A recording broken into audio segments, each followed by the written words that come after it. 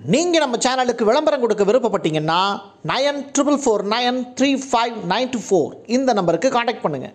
No other land இந்த வார்த்தைக்காகவும் இந்த ஆவண படத்திற்காகவும் ஆஸ்கர் அவார்டு கிடச்சிருக்கு.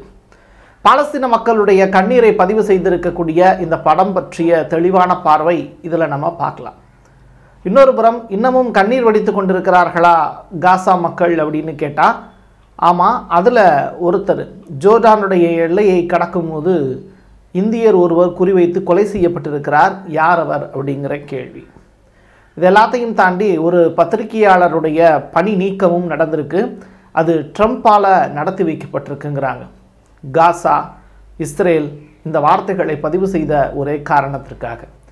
இப்படி வஞ்சிக்கப்பட்ட ஒரு தேசத்திலிருந்து அவர்களின் குரலாய் இது Prasad signature.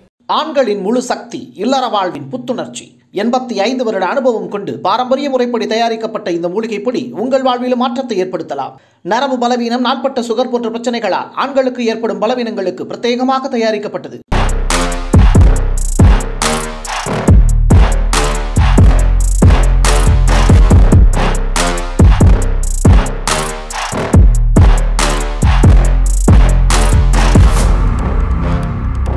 First face, second phase, third face அப்படின்னு இந்த போர் நிறுத்தத்தை 3ஆக பிரித்தது அமெரிக்கா.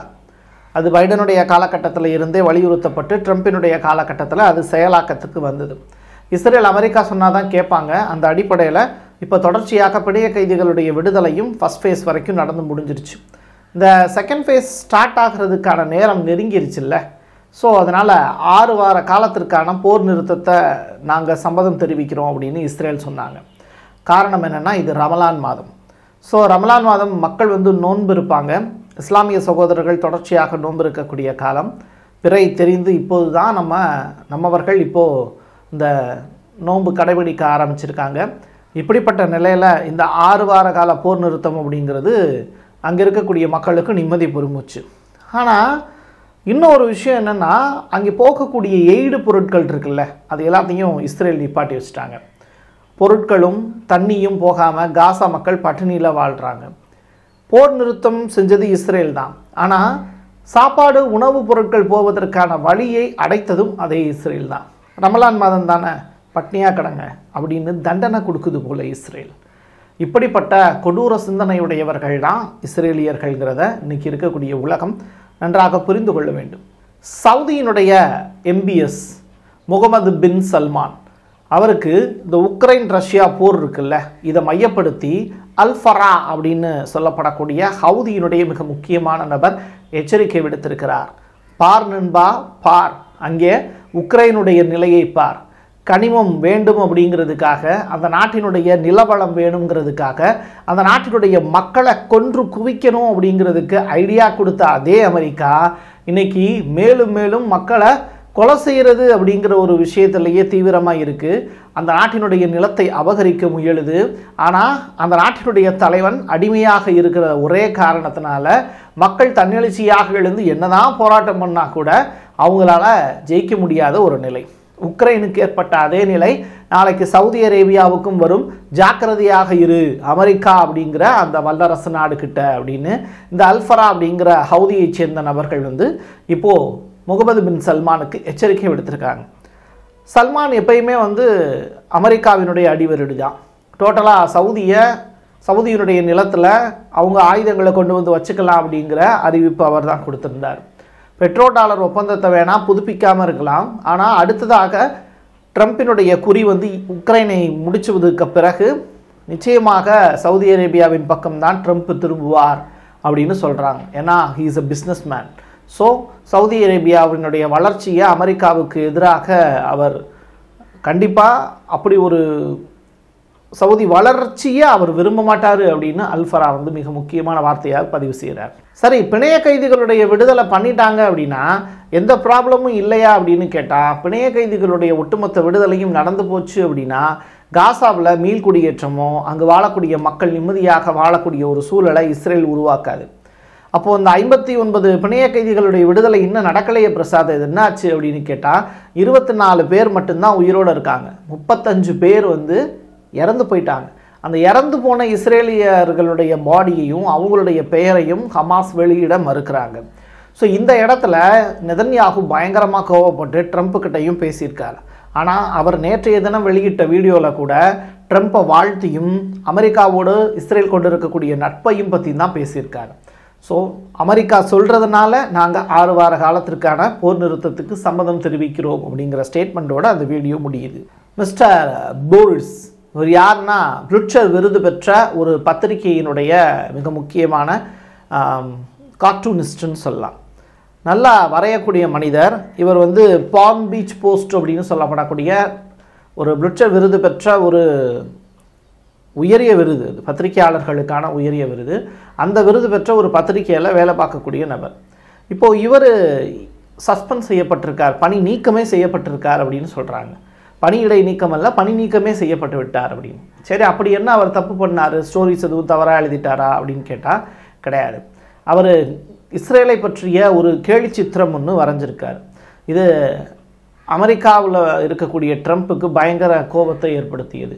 ஒரு எப்படி வந்து யூதர்களை பற்றி நீ தவறாக எழுதலாம் அப்படின்னு கோபப்பட்டுக்கிட்டு இந்த பால்ம் பீச் அப்படின்னு சொல்லப்படக்கூடிய அந்த பத்திரிகை கார்ட்டூனிஸ்ட் மிஸ்டர் டோரிஸ் அவர்கள் மீது நடவடிக்கை எடுத்திருக்காங்க. முதல்ல கூப்பிட்டு என்கொயரி வச்சுருக்காங்க. அதற்கு பிறகு வந்து பணி நீக்கம் செஞ்சுருக்காங்க.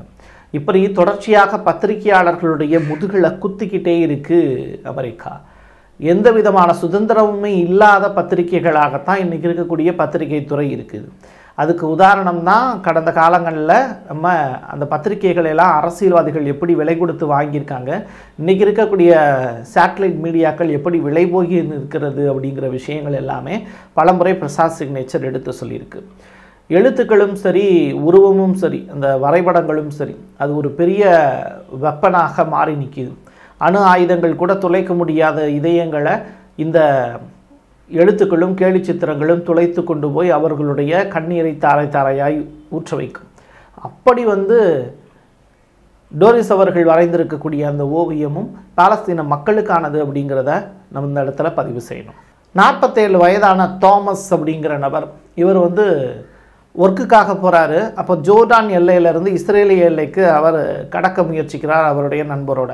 அப்போது வார்ன் பண்ணுறாங்க. அப்பையும் அவர் அதை மீறி அவர் போனார் அப்படின்னு சொல்கிறாங்க. இதன் காரணம் நெத்திப்பொட்டிலேயே வச்சு சுட்டு வீழ்த்தப்பட்டிருக்கிறார். இவர் திருவனந்தபுரத்தைச் சேர்ந்தவர், ஒரு இந்தியர் அப்படின்னு சொல்கிறாங்க. பணி நிமித்தம் காரணமாக அம்மன் அப்படிங்கிற அந்த நாடுலேருந்து இப்போது நம்முடைய இந்தியாவுக்கு தூதரகம் மூலியமாக தகவல் தெரிவிக்கப்பட்டிருக்கிறது. அவருடைய உடல் வந்து திருவனந்தபுரத்துக்கு விரைவாக கொண்டு வரப்படும் சொல்கிறாங்க. இன்னொரு அவருடைய ஃப்ரெண்டு மேலேயும் தாக்குதல் நடத்தியிருக்காங்க. பட் அவர் உயிரோடு இருக்கார் அப்படிங்கிற தகவல் வெளியாகிருக்கு. அவர் சொந்த ஊருக்கு நாடு கடத்தப்பட்டிருக்கிறார் அப்படிங்கிற செய்தி வெளியாகுது. போர் தான் இங்கே நடந்துக்கிட்டு இருக்கே, அப்புறம் எதுக்கே இங்கே போகிறீங்க? சொந்த நாட்டில் வந்து வாழ்வதற்கு தேவையான வாய்ப்புகள் இந்த நிலத்தில் இல்லாமையா இருக்குது. அதை மக்கள் புரிஞ்சுக்கிட்டாங்க அப்படின்னா இஸ்ரேல் மாதிரியான தேசங்களுக்கு கண்டிப்பாக போக மாட்டாங்க அப்படிங்கிறத இந்த இடத்துல நம்ம சொல்ல வேண்டியது இருக்குது. நம்ம ஒன்றும் வட மாநிலத்தவர்கள் அல்ல, அறிவில் சிறந்தவர்கள். அதனால் தொடர்ச்சியாக இங்கிருந்து அங்கே போகக்கூடியவங்க அந்த பயணங்களை தவிர்க்க வேண்டும். ஹமாஸ் ஒரு வீடியோ ஒன்று வெளியிட்டாங்க. அது 2 பிணைய கைதிகள் ரொம்ப ஆக்ரோஷமாக இல்லாமல் ரொம்ப அமைதியாக, நாங்கள் இங்கே ரொம்ப கஷ்டப்பட்டுக்கிட்டு இருக்கோம், எங்களை காப்பாற்றுங்க அப்படின்னு நெதன்யாகு கிட்ட வேண்டுகோள் விடுக்கக்கூடிய நிகழ்வு. இன்னொரு புறம் என்ன அப்படின்னா, இது ஒரு உளவியல் போர் அப்படின்னு ஹமாஸ் தொடர்ச்சியாக இந்த வேலையை செய்கிறாங்க அப்படின்னு நெதன்யாகு குற்றம் சுமத்தியிருக்கார். இப்படி இதெல்லாம் நடந்துக்கிட்டு இருக்கக்கூடிய இந்த நேரத்தில் ஹமாஸ் வீடியோ தானே வெளியிடுவீங்க, நாங்கள் பாருங்கள் காசாவுக்கு கொடுக்கக்கூடிய மின்சாரத்தை கட் பண்ணிடுவோம் அப்படின்னு சொல்லிட்டு இப்போ இஸ்ரேல் வந்து மேலும் ஒரு உளவியல் போரை நடத்திக்கிட்டு இருக்காங்க. அப்போ மின்சாரத்தை கட் பண்ணிட்டோம் அப்படின்னா அந்த மக்களுடைய வாழ்வாதாரம் சிதைக்கப்படும்ல. ஸோ அதற்கான எச்சரிக்கையும் இப்போ நெதன்யாகு கொடுத்துருக்காங்க.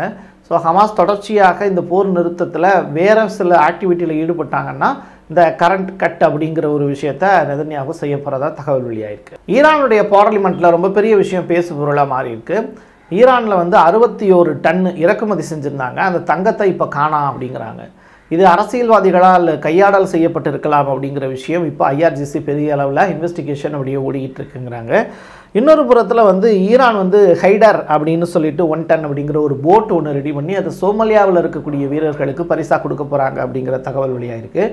எது எப்படியாக இருந்தாலும் 110 கிலோமீட்டர் ஸ்பீடில் போகக்கூடிய அந்த போட்டு சோமாலியாவில் இருக்கக்கூடிய கடற்படையினருக்கு பெரிய அளவில் பயன்படும் அப்படின்னு சொல்கிறாங்க. காசாவை கட்டி எழுப்புறதுக்கு ஒரு $50 பில்லியன் அளவிற்கு செலவாகும் அப்படின்னு எகிப்து வந்து எஸ்டிமேட் போட்டு வச்சுருக்காங்க. துருக்கி வந்து கட்டடங்கள்லாம் கட்டித்தந்து வீட்டினுடைய சாவியை வந்து பாலஸ்தீன மக்களுக்கு காணிக்கையாக தருவோம்னு சொன்ன எர்டகன் இப்போ காணாமல் போயிட்டார். ஆனால் வந்து ஈரானை பொறுத்தளவில் அதற்கான முயற்சியில் ஈடுபடுறாங்க. அரபு நாடுகளில் ஒன்றாக இருக்கக்கூடிய எகிப்து அதற்கான வேலையை செய்ய தொடங்குறாங்க. நாளைக்கு என்னுடைய பிறந்த நாள் மார்ச் 4ஆம் தேதி மிக முக்கியமான ஒரு மீட்டிங் ஒன்று நடக்குது. காசாவை மீட்டெடுப்போம் அப்படிங்கிற ஒரு விஷயத்துலையும் காசா மக்களை காப்பாற்றணும், அவங்களுக்கான நிலம் மட்டுமல்ல அவங்களுக்கான வீடுகளையும் கட்டித்தந்து அவர்களுக்கான சாவியை அவர்களிடமே ஒப்படைப்போம் அப்படின்னு எகிப்து சொல்லியிருக்கக்கூடிய விஷயத்துக்கு தொடக்க நாளாக நாளைக்கு அமையணும் அப்படிங்கிறது எல்லாம் வல்ல இறைவன்ட்ட நம்ம நிச்சயமாக வேண்டிக் கொள்ளலாம். ஏன்னா அரப் நேஷன்ஸ் வந்து எகிப்தில் மிக முக்கியமாக மார்ச் 4ஆம் தேதி கூடுறாங்க அப்படிங்கிற செய்தி வெளியாயிருக்கு. இது எல்லாத்தையும் தாண்டி மிக முக்கியமான விஷயமா ஆஸ்கர் அவார்டு. ஆஸ்கர் அப்படிங்கிறது ஒரு திரைப்படம் ஏற்படுத்தக்கூடிய தாக்கமும் ஒரு ஆவணப்படம் ஏற்படுத்தக்கூடிய தாக்கமும் ஒரு கதை சொல்லி இன்னொருத்தனுக்கு கதையாக வந்து அப்படியே போய் திரைக்கதையாக மாற்றி அதை படமாக வெளியிடக்கூடிய நிகழ்வுகளும் தான் பெரிய பெரிய வரலாற்று மாற்றங்களை ஏற்படுத்தும். வரலாறை சரியாக கொண்டு போய் சேர்க்கணும் அப்படின்னு நினைக்கக்கூடியவங்க கண்டிப்பாக திரைப்படத்தின் மூலியமாக அது கொண்டு போய் சேர்த்தாங்கன்னா மக்களிடத்தில் நெஞ்சுக்குள்ளே போய் ஈஸியாக ஒட்டும். அதனால் நோ அதர் லேண்ட் அப்படிங்கிற பேரில் ஒரு ஆவணப்படம் ஒன்று எடுத்திருந்தாங்க. இதை பாலஸ்தீன ஆதரவாளர் ஒருத்தரும் இஸ்ரேலிய ஜேர்னலிஸ்ட் ஒருத்தரும் சேர்ந்து மீட் பண்ணுற மாதிரியான ஒரு நிகழ்வு. அவங்க இந்த பாலஸ்தீன மக்கள் வெஸ்ட் பேங்கில் இருக்கக்கூடிய பாலஸ்தீனத்தினுடைய நிலங்கள் எப்படி வந்து கொள்ளையடிக்கப்படுது, 1967 நடந்த ஒரு 6 நாள் நடந்த போர் இருக்குல்ல, அதில் இஸ்ரேல் வந்து ரொம்ப பெரிய அளவில் வெஸ்ட் பேங்கில் இருக்கக்கூடிய நிலங்கள் எல்லாத்தையும் கைப்பற்றியது. இன்ன வரைக்கும் ஆக்கிரமிக்கப்பட்ட மேற்கு கரை அப்படின்னு தான் அதுக்கு பேர் இருக்குது. அந்த இடத்துல வந்து பாலஸ்தீன மக்களுக்கு இழைக்கப்பட்ட துரோகம், அவங்களுடைய அந்த தாய் மரமாக இருக்கக்கூடிய ஆலிவ் மரங்கள், இது எல்லாமே எப்படி வந்து இஸ்ரேலால் வேட்டையாடப்பட்டு வருகிறது அப்படிங்கிற விஷயங்கள் எல்லாத்தையுமே சொல்லியிருப்பாங்க. எங்களுக்கான சாவி எப்போது எங்களிடத்தில் எங்களுடைய வீட்டுக்கான சாவி கிடைக்கும் அப்படிங்கிற அந்த தாரக மந்திரத்தோட தொடர்ச்சியாக அவங்களுடைய அடையாளம் தர்பூசணி ஆகட்டும் உள்ளிட்ட விஷயங்களை எல்லாத்தையும் மையப்படுத்தி நோ அதர் லேண்ட் அப்படிங்கிற அந்த ஆவணப்படத்தில் சூப்பராக விளக்கியிருப்பாங்க. அந்த வந்து மும்பையிலேருந்து ஒரு முக்கியமான ஒரு நிறுவனம் மூலிமா அதற்கு பிறகு ஆஸ்கர் அவார்டுக்கு பரிந்துரை செய்யப்பட்டது. அதற்கு பிறகு அங்கே பார்த்த ஜூரிஸ் வந்து இப்போது ஆஸ்கர் அவார்டு வந்து அதுக்கு கொடுத்துருக்காங்க. ஸோ இது பெரிய அளவில் ஒரு பேசுபொருளாக மாறி இருக்கு. பாலஸ்தீன நிலம் எப்படி இஸ்ரேலியர்களால் கையாடல் செய்யப்பட்டு வருகிறது, எப்படி கையாடல் செய்யப்பட்டது அப்படிங்கிற வரலாற்று உண்மையை வெளிப்படுத்தக்கூடிய இந்த படத்திற்கு பெரிய ஆதரவு இப்போ பெருகிட்டு இருக்கு. ஆஸ்கர் அவார்டு வாங்கின படம் அப்படிங்கிறதுனாலேயே இன்னும் நிறையா மக்களுக்கு இது ரீச் ஆகும். வரலாற்றில் திருடர்கள் இஸ்ரேலியர்கள் அப்படிங்கிறதுக்கான உண்மையை தோலுரித்து காட்டப்பட்ட இந்த நோ அதர் லேண்ட் அப்படிங்கிற இந்த படத்திற்கு கிடைத்திருக்கக்கூடிய மரியாதை பாலஸ்தீனத்திற்கான ஒரு பெரிய அடையாளம், அவர்களுடைய சுதந்திர வேட்கைக்கும் மேலும் வலு சேர்க்கக்கூடிய ஒரு பெரிய ஆவணம் தான் இது. என் கையெழுத்து என் மக்களுக்கானது உறவுகளே. மீண்டும் ஒரு பதிவில் சந்திக்கலாம். நன்றி, வணக்கம். நீங்கள் நம்ம சேனலுக்கு விளம்பரம் கொடுக்க விருப்பப்பட்டீங்கன்னா 94493594 இந்த நம்பருக்கு கான்டாக்ட் பண்ணுங்கள். ஆண்களுக்கு சக்தியை அதிகரிக்கும் மூலிகைகளை தேர்ந்தெடுத்து நேர்த்தியான முறையில் தயாரிக்கப்பட்டது ஊட்டி நேச்சுரல் பவுடர். மூலிகைகளில் அனுபவம் கொண்ட டாக்டரால் உருவாக்கப்பட்டது. நேரில் வருபவர்களுக்கு மருத்துவ ஆலோசனை வழங்கப்படும். கொரியர் மூலமாகவும் பெற்றுக்கொள்ளலாம். தமிழ்நாட்டிற்குள் கேஷ் ஆன் டெலிவரி வசதியும் உண்டு.